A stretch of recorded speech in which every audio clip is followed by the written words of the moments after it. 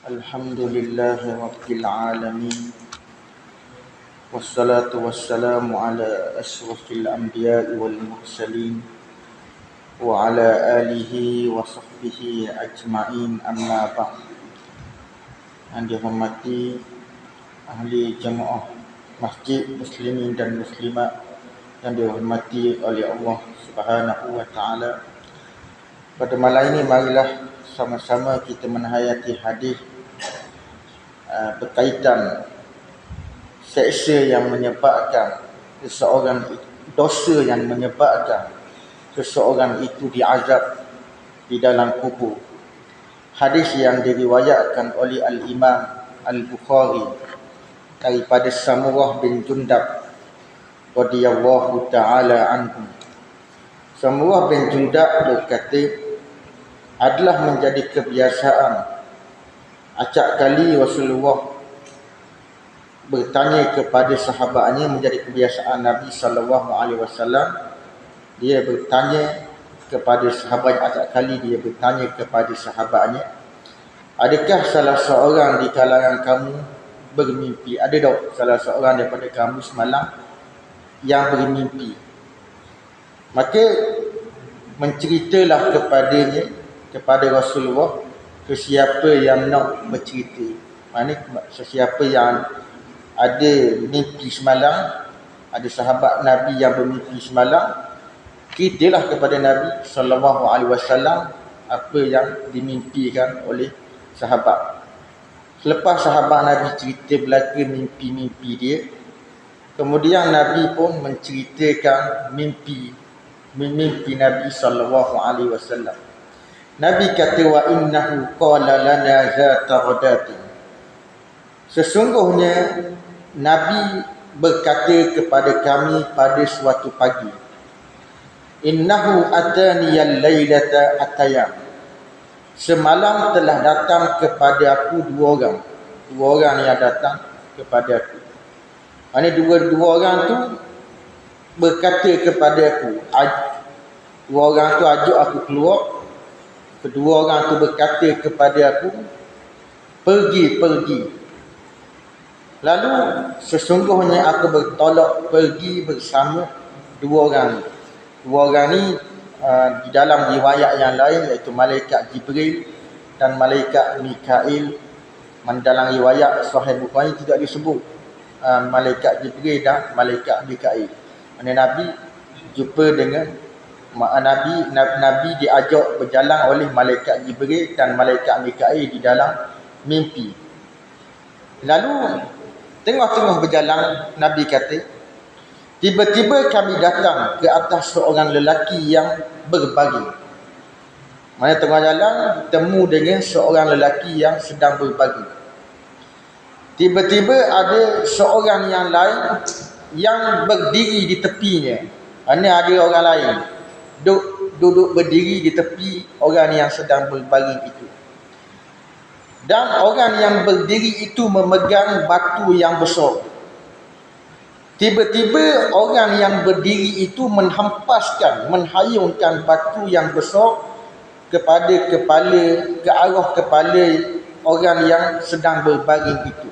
Mana orang berbaring, dia pegang batu yang besar.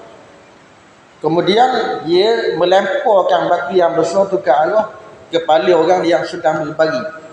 Lalu pecah kepala orang yang sedang berbaring itu. Nabi kata lagi, maka batu bergolek ke arah sini. Lalu dia pun mengambil batu itu. Orang yang berdiri yang pegang batu besar ni, bila batu tu bergolek ke bawah, dia pun diambil batu itu. Lalu Nabi kata, maka seorang itu tidak kembali kepada lelaki yang sedang berbaring sehingga kepalanya sihat. Bila kepala orang tu sihat balik, mana atas dunia kalau datang kena katok kepala dengan batu, pecah kepala sama ada istita ataupun mati. Dalam hadis ni disebut pecah kepala kemudian sihat kepalanya kembali seperti asal balik. Kemudian kepalanya sihat seperti asal balik, kemudian dia buat balik, dia ulangi balik, dia pukul, dia ambil batu besar, dia melamporkan batu besar ke arah kepala orang yang sedang berbaring. Lalu pecahlah kepala orang yang berbaring kali kedua, kemudian kali ketiga. Kemudian malaikat ambil batu tu tunggu. Kepala orang ni sihat dah lagi. Kepala orang ni sihat seperti asal dah lagi. Kalau kepala orang ni sihat seperti asal, dia tekan balik, pecah. Kemudian sampai hari kiamat lah. Sampai hari kiamat diazab oleh Allah Subhanahu wa ta'ala. Lalu Nabi bertanya, qala qultu lahuma, lalu aku berkata kepada dua orang, aku bertanya kepada dua orang, subhanallah, apa ini? Dosa apakah yang dilakukan oleh orang ini? Qala li, kedua-dua orang itu berkata kepada aku, intalik, pergi. Orang ni tak jawab pertanyaan Nabi sallallahu alaihi wasallam. Lalu kami datang ke atas seorang lelaki yang tidur melentang, terlentang, dan tiba-tiba ada seorang yang lain yang berdiri di sisinya. Mana seorang tu tidur terlentang, kemudian ada orang lain, orang lain yang sedang berdiri di sisi orang yang tidur terlentang tu. Orang yang berdiri itu Nabi kata memegang penyakuk daripada besi. Tiba-tiba orang yang berdiri itu dia datang, salah satu daripada dua pihak ni muka dia. Kemudian Nabi kata dia menyangkut pipinya hingga ke belakang tekuk. Orang yang berdiri itu pegang penyakut besi, kemudian orang yang berdiri itu pergi ke orang yang tidur terlentang, kemudian dia ambil penyakut besi, dia sakut penyakut besi di pipi orang tu. Sakut di pipi orang tu sehingga tembus ke belakang tekuk, Nabi kata. Kemudian disangkut lubang hidung ila qafahu wa min qarahu ila qafah. Kemudian disangkut lubang hidung sehingga tembus ke belakang tengkuk. Dan kemudian Nabi kata disangkut dua matanya sehingga tembus ke belakang tengkuk. Kemudian Nabi kata lagi summa yatahawwalu ilal janibil akhar. Selepas dia selesai menyangkut pipi kanan dia sakut pipi kanan sehingga tembus ke belakang tekuk, sakut lubang hidung sehingga tembus ke belakang tekuk, sakut mata belah kanan sehingga tembus ke belakang tekuk. Kemudian dia pergi belah kiri pula, Nabi kata. Lalu dia buat seumpama apa yang dia buat pada pipi yang pertama, Mana Nabi kata lagi, tidaklah dia berpindah, tidaklah dia selesai daripada menyangkut sebelah itu sehingga sihat pihak yang belah kanan. Maknanya tak selesai lagi. Maknanya tengah-tengah dia sakut pipi belah kiri, buat belah kanan sihat dah. Sihat seperti asal balik. Tak selesai lagi, tak sakut lagi. Tengah-tengah sakut belah pipi, kemudian sakut mata sehingga ke belakang tekuk, buat belah kanan sihat seperti asal balik, Nabi kata.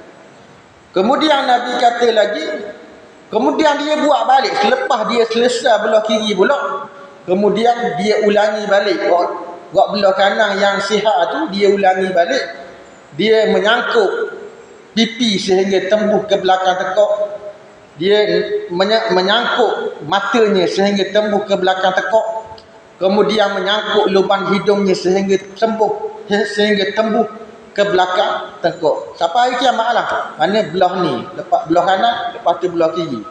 Lepas belah kiri sihat belah kanan pula, sembuh. Sakut pula sampai hari kiamat diazab oleh Allah Subhanahu wa ta'ala. Lalu Nabi bertanya, Qultu, aku berkata, subhanallah, ma hadza, apakah dosa orang ni? Apakah dosa yang dilakukan oleh orang ni? Disangkut pipi sehingga tembus ke belakang tengkok, disangkut lubang hidung sehingga tembus ke belakang tengkok, disangkut dua matanya sehingga tembus ke belakang tengkok. Lalu kedua-dua orang ini tidak menjawab. Orang ni kata intalik, pergi. Orang ni tak jawab lagi. Malaikat tak jawab lagi. Fantalakna, lalu kami bertolak pergi. Lalu tengah-tengah jalan, tengah-tengah dalam perjalanan, kami tiba di atas, kami tiba di suatu tempat seumpama dapur roti. Bukan tempat yang macam dapur roti, bukan dapur roti, tempat yang seumpama dapur roti, Nabi kata. Lalu Nabi kata, tiba-tiba di dalam tempat tu, di dalam tempat yang macam dapur roti tu, terdengar suara hengar-bengar, suara bising bangor dalam tempat tu. Dan Nabi kata lagi, lalu kami menjenguk bila kami dengar suara bising bangor dalam tempat tu. Lalu Nabi kata, kami menjenguk ke dalam tempat tu, ke dalam tempat yang seperti dapur roti tu. Tiba-tiba Nabi kata, di dalam tempat tu ada beberapa orang lelaki dan perempuan yang bertelanjang. Ada lelaki lajang bogel, beberapa perempuan lajang bogel. Duduk dalam tu. Duduk galuk dalam tu. Tiba-tiba Nabi kata, sedang dia duduk saja, tiba-tiba mereka mengalami api yang datang daripada bawah mereka. Sedang dia duduk sengaja, tiba-tiba api mari menyambur mereka dari arah bawah. Kemudian bila datangnya api dari arah bawah mereka berteriak, Nabi kata. Bila mari api, mereka berteriak. Lepas tu duduk saja pula, hilang api, duduk galak pula, duduk galak. Tiba-tiba selepas tu mari api pula. Mari api menyambur dari arah bawah mereka. Dia azab sampai kiamat lah. Lepas tu hilang. Kemudian selepas tu mari pula api menyambur dari arah bawah mereka. Kemudian mereka berteriak. Kemudian hilang apa? Diazab oleh Allah Subhanahu wa taala pada hari kiamat. Lalu Nabi bertanya, qultu, aku kata, Nabi kata, ma haula, siapa mereka itu wahai dua orang. Nabi tak kenal lagi. Nabi tak kenal orang ni sebab orang dua orang ni tidak memperkenalkan kepada Nabi sallallahu alaihi wasallam. Ma haula, siapa mereka? Qala li, kedua-dua orang itu berkata kepada aku, intalik, pergi. Nah, orang tu tak jawab, dua orang tu tak jawab. Qala, lalu Nabi kata, fantalakna, lalu kami pun bertolak pergi. Tengah jalan, fa ataina ala nahri, lalu kami datang ke suatu sungai. Mana sungai itu seperti darah. Sungai yang merah seperti darah. Macam darah, Nabi kata. Tiba-tiba di dalam sungai itu, Nabi kata, rajulun sabihum yasbah. Tiba-tiba di dalam sungai ada seorang lelaki yang sedang berenang. Dalam sungai ada orang lelaki yang sedang berenang. Dan di tepi sungai, tiba-tiba di tepi sungai ada seorang lelaki yang mengumpulkan batu yang banyak. Dalam sungai orang berenang, tepi sungai ada seorang lelaki yang mengumpulkan batu yang banyak. Kerja dia kumpul batu je. Kumpul batu.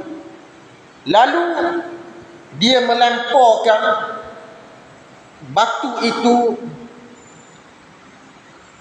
fayalqamahu hajaran. Lalu dia melemparkan batu itu kepada lelaki yang sedang berenang. Mana selepas lelaki ini habis berenang, puas dah berenang, kemudian lelaki itu pergi ke arah lelaki yang mengumpulkan batu yang banyak itu. Mana pergi ke arah lelaki yang mengumpulkan banyak, lalu lelaki itu ambil batu, lelaki yang duduk di tepi sungai itu ambil batu, kemudian suap batu, lempar batu ke dalam mulut orang yang sedang berenang. Lempar, makan habis batu. Kemudian orang tu berenang balik. Lepas makan batu, selepas dilemparkan batu dalam mulut, orang tu berenang balik. Kemudian selepas puas berenang, habis berenang tu, kemudian dia kembali kepada orang tu, kepada orang yang duduk di tepi sungai.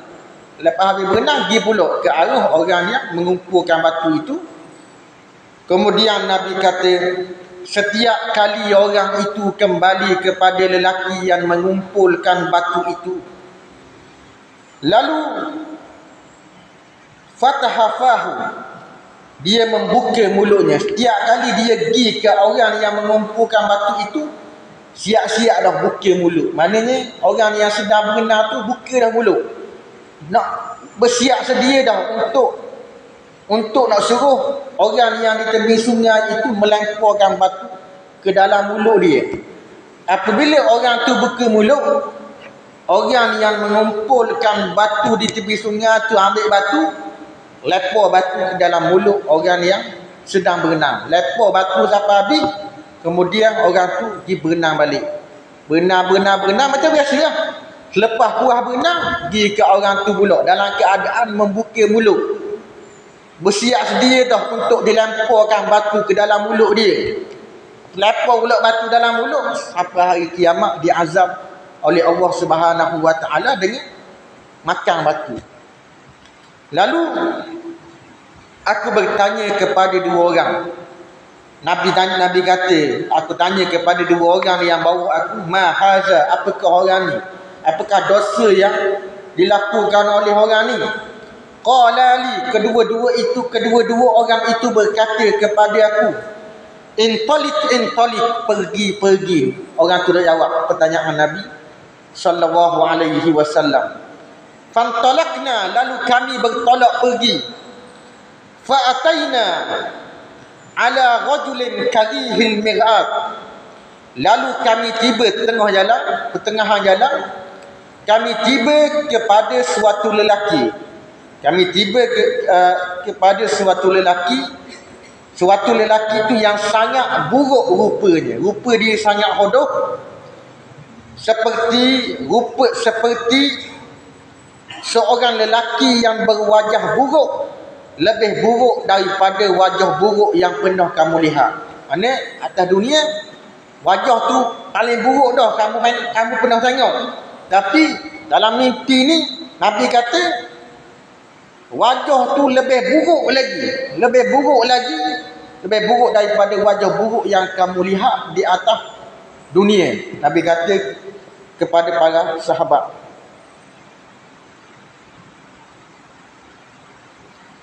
Lalu Nabi kata, tiba-tiba di sisi orang yang berwajah hodoh tu ada api. Kerja dia ni mengelilingi api, duk jaga api, duk keliling api je kerja dia. Mana duk pergi mana? Kerja dia menyalakan api, kemudian tawaf keliling api tu. Lalu Nabi tanya kepada dua orang yang bawa dia, ma haza, siapakah orang ni? Siapa yang orang yang berwajah hodoh yang mengelilingi api ini? Lalu kedua-dua orang ini berkata kepada aku, intalik, pergi. Lalu Nabi kata, fantalakna ala ghaudatin, lalu kami bertolak pergi. Lalu kami meneruskan perjalanan, Nabi kata, hingga sampai di sebuah taman yang indah, penuh dengan bunga-bunga musim bunga. Di dalam taman itu ada seorang lelaki yang sangat tinggi. Nabi kata, yang mana aku hampir tidak dapat melihat kepala orang tu kerana tinggi melangit. Hampir aku tak dapat tengok kepala orang tu, Nabi kata. Lalu Nabi kata lagi, tiba-tiba di sekeliling orang lelaki itu banyak budak-budak, banyak kanak-kanak yang aku tidak pernah melihat mereka. Lalu Nabi tanya, qultu ma hadza, siapakah orang ni? Siapakah orang yang tinggi melangit ni? Dan siapakah budak-budak yang mengelilingi orang ni? Lalu kedua-dua orang ini tidak menjawab. Kedua-dua orang ini kata, intalik, pergi. Lalu Nabi berkata, fantalakna, lalu kami pun bertolak pergi. Kami bertolak pergi, fa'ataina ala dawhatin azimatin. Lalu kami tiba di atas kebun yang sangat besar, pokok yang sangat besar, yang aku tidak pernah melihat pokok yang besar itu sama sekali. Nabi kata, pokok yang sangat besar, pokok yang sangat cantik, aku tidak pernah melihat pokok yang sangat besar seperti pokok ini. Mana atas dunia aku dah tengok pokok yang besar seperti dalam mimpi ini. Mana sangat besar, Nabi kata. Dan aku tidak pernah melihat pokok yang paling cantik daripada pokok ini. Mana atas dunia aku tak pernah tengok lagi. Dalam mimpi aku pernah tengok. Aku pernah tengok dah. Pokok ni paling sangat cantik lagi. Lalu Nabi kata, lalu kedua-dua orang ini berkata kepada aku, qala li, kedua-dua orang ini berkata kepadaku, irki fiha, naiklah kamu ke atas pokok. Lalu kami naik ke atas pokok. Kami naik di atas pokok. Tiba-tiba ada sebuah bandar yang dibina dengan batu-bata daripada emas dan batu-bata daripada perak. Lalu Nabi kata, kami tiba di pintu bandar. Kami tiba di pintu bandar. Lalu kami minta penjaga pintu bandar bukakan pintu ini. Bila kami minta penjaga pintu bandar bukakan pintu ini, beri izin kepada kami boleh masuk dalam bandar ni. Lalu dibukakan kepada kami, Nabi kata, dibukakan kepada kami. Lalu kami masuk ke dalam bandar itu. Fatalaqana, lalu kami disambut oleh beberapa orang lelaki. Beberapa orang lelaki yang Nabi kata separuh daripada kejadian mereka seelok-elok. Maknanya sebahagian daripada mereka berwajah sangat lawa, berwajah sangat cantik, lebih cantik daripada apa yang pernah kamu lihat. Dan Nabi kata lagi, dan sebahagian lagi sangat buruk, lebih buruk daripada yang pernah kamu lihat. Mana atas dunia kita tengok orang tu comel dah, orang tu comel dah, cantik dah. Nabi kata, aku tengok separuh muka mereka ni lebih cantik daripada rupa cantik yang kamu lihat di atas dunia. Cantik di atas dunia, orang ni cantik lagi. Nabi kata, dalam mimpi ku cantik lagi. Orang ni buruk dah. Atas dunia mu tengok rupa ni buruk dah. Orang ni lebih buruk lagi daripada rupa yang atas dunia, rupa buruk yang ada di atas dunia. Lalu malaikat, kedua-dua orang ini berkata kepada lelaki yang separuh buruk, separuh comel. Kedua-dua orang itu, malaikat kata, izhabu, pergilah kamu, pergi berenang ke dalam sungai itu.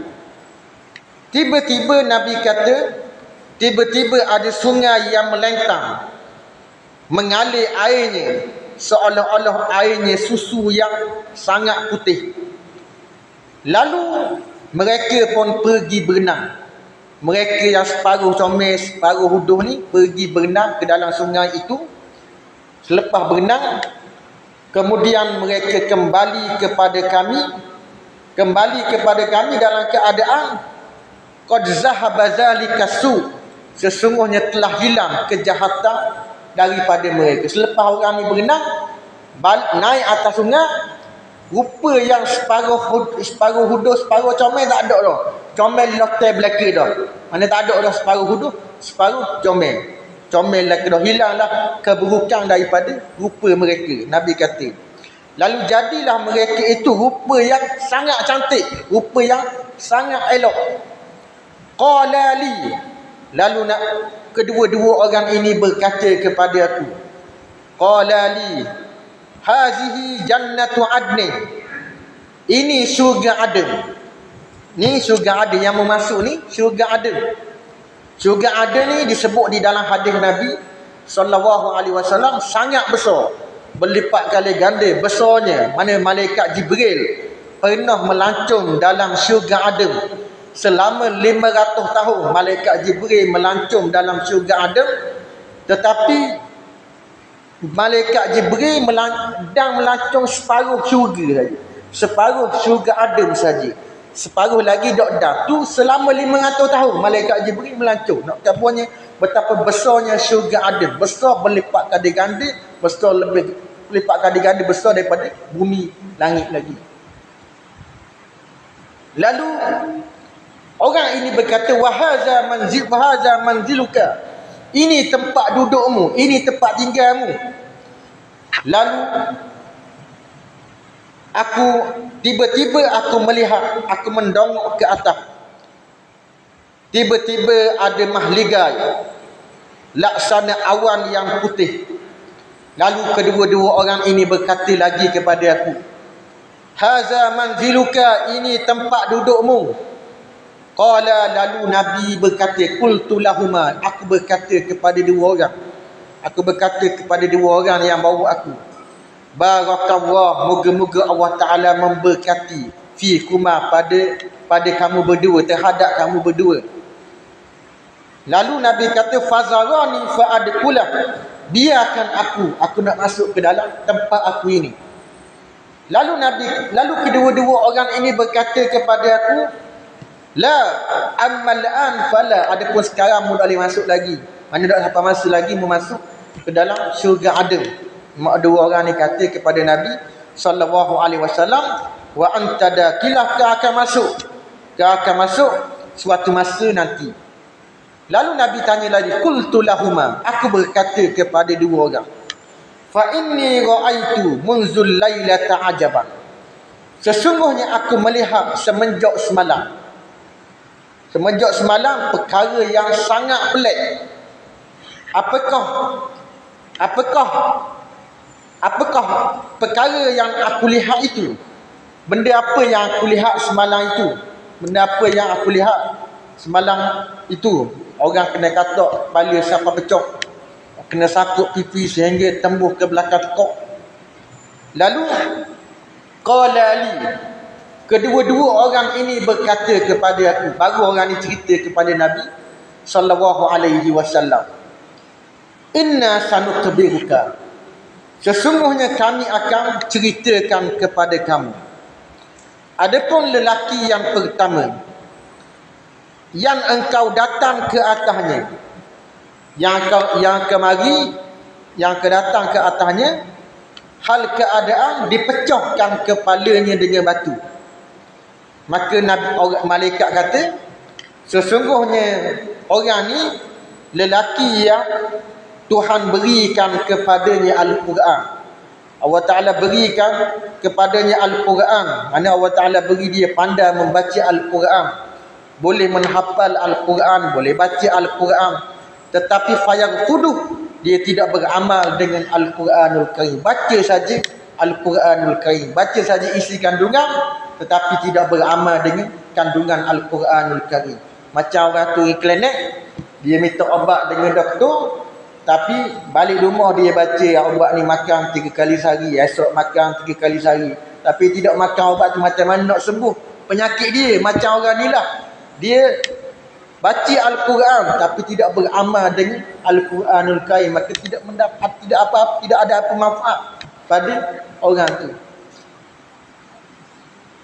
Dan Nabi kata lagi, wa yanamu anis salatil maktubah, orang yang kena katak kepala sampai pecah tu, orang yang tidur malam, orang yang tidur siapa tertinggal solat yang diwajibkan oleh Allah Subhanahu wa taala, tidur malah nak bangun sembahyang, gerak sembahyang malah gerak dah subuh, lambat lagi 10 minit lagi tidur sabar pukul 7 malah nak bangun sembahyang. Orang ni kena katok balik sampai betul. Masalah ni dia kejut dah. Lain-lain tidak kejut langsung dah tak masalah. Mana dia kejut dah tidur, kemudian dia tidur balik. Itu dosa yang sangat besar di sisi Allah Subhanahu wa taala. Kalau orang tu tidur dak kejut langsung, maka Nabi kata bila kejut tidur dia kena sembahyang selalu. Ambil sembahyang lalu Nabi kata tak payah tangguh-tangguh. Waktu tak ada dosa lah. Waktu dosanya ialah orang gerak sembahyang dia buat lambat lagi ataupun dia tarik jam dah. Dengar dah bunyi jam tu, tak bangun juga sembahyang subuh. Maka orang ni Nabi kata kena katok balik sampai pecah.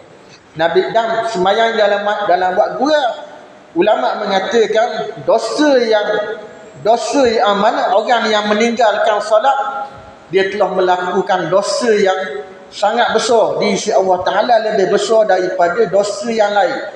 Dosa lain besar dah, dosa zina, minum arak. Tetapi dosa orang yang meninggalkan sembahyang lebih besar daripada dosa-dosa tersebut.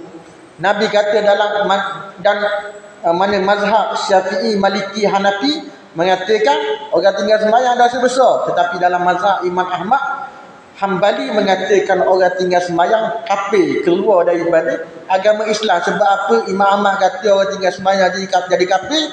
Sebab Imam Ahmad berdalilkan dengan hadis Nabi sallallahu alaihi wasallam, man taraka as-salata muta'ammidan faqad kafara jihara. Sesiapa yang meninggalkan sembahyang dengan sengaja, maka sesungguhnya dia telah kafir terang-terangan. Kafir itu di dalam mazhab Hambali.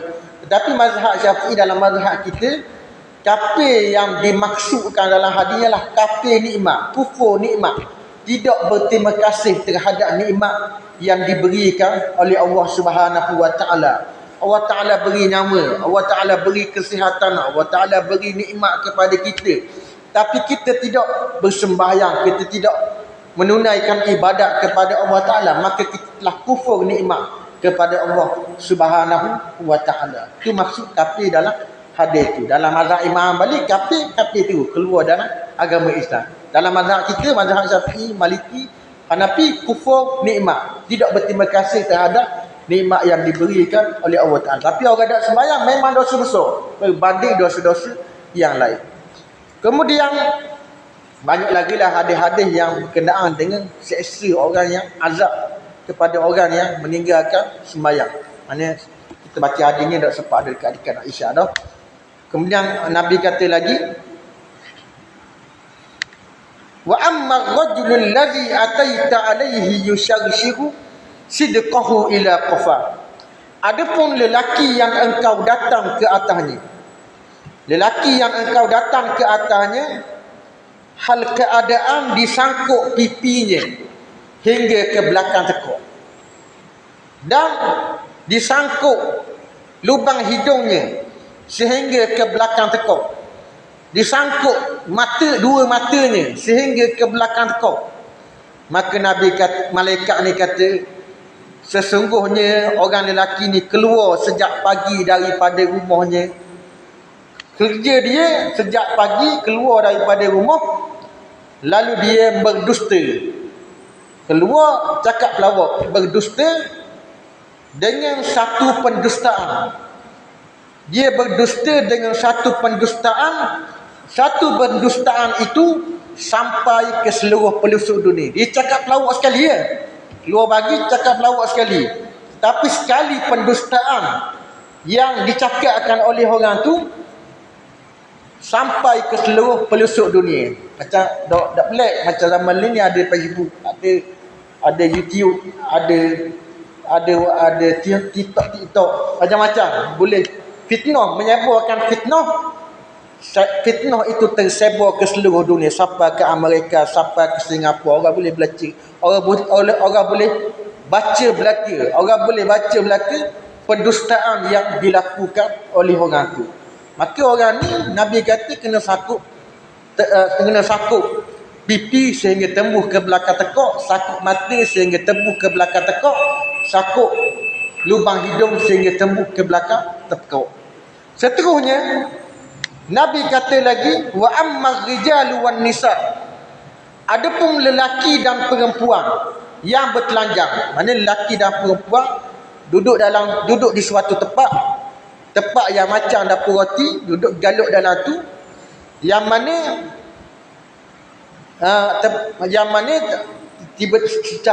sedang duduk galut, tiba-tiba mari api yang menyambar dari arah bawah mereka. Itu hilang api itu, galut pula. Kemudian mari pula api yang menyambar mereka, mari api sambar mereka dari arah bawah mereka, sampai kiamat lah kena sambar dia api.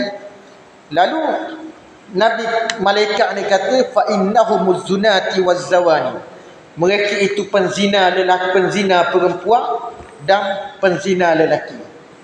Sebab apa Nabi sebut? Sebab apa sebut orang puan dulu? Sebab orang puan lah yang menggoda. Mana banyak menggoda yang menyebabkan berlaku penzinaan. Orang puan memakai pakaian yang seksi, yang menampakkan bentuk tubuh, menyebabkan orang lelaki tu tergoda dengan orang puan tu.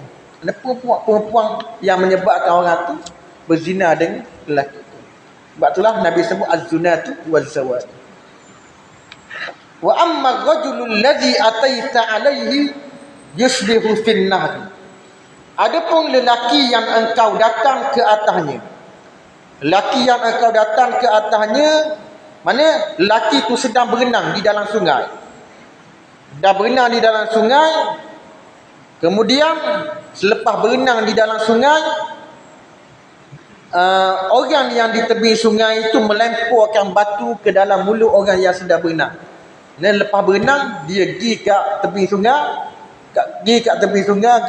kat tepi orang yang mengumpulkan batu, orang tu ambil batu, lempar batu dalam mulut.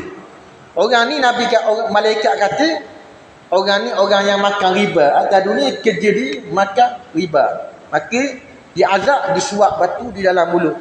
Suap batu dalam mulut sampai hari kiamat. Wa amma rajulul karihul mir'at, adapun lelaki yang sangat huduh, mana rupa dia sangat huduh, yang berada di sisi api, yang mana dia kerja dia nyalakan api dan berjalan di sekeliling api saja kerja dia, maka orang ni ialah malaikat penjaga neraka. Dan Nabi kata, malaikat ni kata lagi, adapun lelaki yang tinggi melangit, ialah yang berada di dalam kebun itu, orang itu ialah malaikat, orang itu ialah Nabi Ibrahim alaihi salam. Nabi Ibrahim, orang yang tinggi melangit itu Nabi Ibrahim, malaikat itu kata. Adapun kanak-kanak yang berada di sekeliling Nabi Ibrahim itu, kanak-kanak yang duduk di sekeliling Nabi Ibrahim ialah setiap anak-anak yang baru dilahirkan. Mana yang baru dilahirkan, kemudian dia mati di atas fitrah, mati di atas suci, mati tak balik lagi. Mana mati di atas suci bersih, tak balik lagi. Qala ba'dul muslimin, maka bila anak yang mati di atas suci bersih, mana mati kecil, Allah Ta'ala dah ambil kira, Allah Ta'ala dah ambil kira, dak semayang dak. Allah dah ambil kira belaka, sehinggalah orang tu balik, barulah Allah Ta'ala ambil kira. Allah Ta'ala bebankan tanggungjawab ke atas orang tu, wajib semayang, wajib puasa, wajib zakat. Sebelum balik orang tu mati, sebelum balik dia mati di atas fitrah, mati di atas suci bersih. Lalu Nabi kata, lalu bertanya, faqala ba'dul muslimin, maka berkata sebahagian orang Islam, ya Rasulullah, wahai Rasulullah, wa auladul musyrikin, dan anak-anak orang musyrikin macam mana? Anak-anak orang musyrik macam mana kalau dia mati kecil? Qala Rasulullah sallallahu alaihi wasallam, sabda Nabi sallallahu alaihi wasallam, wa auladul musyrikin, dan begitu juga anak-anak orang musyrikin kalau dia mati sebelum balik, mati kecil, maka dia mati di atas suci bersih, tidak ada dosa sikit pun. Dia akan masuk ke dalam syurga Allah Subhanahu wa taala. Nah, seterusnya, wa ammal qaumul ladzina kanu syatrun minhum. Adapun kaum, last sekali, adapun kaum yang mana rupa mereka separuh molek, separuh comel, separuh hudud. Ialah orang ni di atas dunia, dia mencampurkan amalan yang soleh. Mana buat amalan soleh dalam dia mencampurkan amalan soleh dan amalan yang jahat. Mana buat amalan soleh dalam masa yang sama melakukan amalan yang jahat. Amalan yang buat dosa dia. Buat amalan soleh tapi dalam masa yang sama buat dosa. Moga-moga tajawazallahu anhum Allah Ta'ala memaafkan, mengampunkan daripada mereka. Mana Allah Ta'ala suruh berenang di dalam sungai yang putih seperti susu. Kemudian selepas naik daripada sungai tu habis dah. Rupa kat separuh comel, separuh hudud tu tak ada dah. Rupa yang jadilah mereka itu rupa yang sangat cantik. Yang sangat cantik tak ada lah rupa separuh hudud, separuh comel. Maka ulama mengatakan habis dah gelas dah hadis ni. Hadis ni diriwayatkan oleh Bukhari. Maka para ulama mengatakan hadis ini adalah dalil yang jelas seksa di alam barzah, adanya seksa di alam barzah. Mana tidak dinafikan. Pak, ni hadis yang sahih, hadis yang diriwayatkan oleh Bukhari dan Muslim. Dan mimpi para nabi, dalam hadis ni Nabi bermimpi. Nabi bermimpi, mimpi para nabi ulama mengatakan adalah wahyu yang sesuai dengan apa yang sebenarnya terjadi. Mimpi kita tak boleh pakai. Mimpi Nabi, bila Nabi mimpi, itu adalah wahyu daripada Allah Subhanahu wa taala. Dan banyak lagi seksa. Ni sebahagian dosa yang menyebabkan seksa kubur. Banyak lagi seksa, dosa-dosa yang menyebabkan seksa, seksa kubur. Banyak lagi, ni antara saja, antara dosa-dosa yang menyebabkan seksa kubur. Saya rasa cukuplah. Mana Rasulullah SAW menjelaskan seksa itu berlangsung sehingga hari kiamat. Dah kena seksa sampai hari kiamat, kena seksa. Tidak berhenti dah sampai hari kiamat. Kena katuk kepala sampai pecah sampai hari kiamat. Kena sakut pipi sehingga tembus ke belakang tekuk sampai hari kiamat. Kena azab orang tu. Saya rasa cukuplah sekadar pada malam ini. Minta maaf banyak-banyaklah, ambil masa sikit sebab hadis ni panjang sikit. Minta maaf banyak-banyak. Wa akhiru da'wana anil hamdulillahi rabbil alamin.